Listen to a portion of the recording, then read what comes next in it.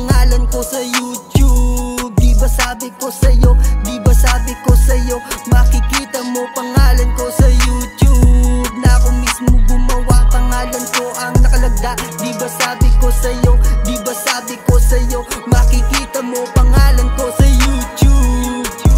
Isa akong binatilyong sumusulat mag-isa, at ito ang umpisa ng aking mga kanta. Marami ang nagtataka kung ba't ako gumagawa ng pulidong kataga, kapag ako na nagganda ng aking mga tula. Sari-saring kataga, ako na magtutugma. Pinag-isipan ng mabuti at lalo pang tumindi. Katagang binibitawan, talagang tumitindi na para bang isang sundalo na hindi magpapatalo pagdating sa entablado. Bago mo ako tawanan, gumawa ka ng tula ng sarili mong tugma.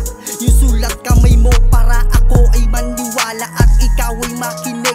Tuhod mo'y manginginig at ikaw ay bibilib. Pagbasihan ng mabuti ng masuring paglilitis. Paghawak ko na ang lapis, ako ay bumabangis. Iipunin ko lahat ng mga letrang patapon, at ito ang siyang tugon upang ito ay ibaon. Di ka na makakaahon pag ako ang bumira. Pag ako ang bumira, walang matitira. Nakakapagtaka pag ako na ang lumetra.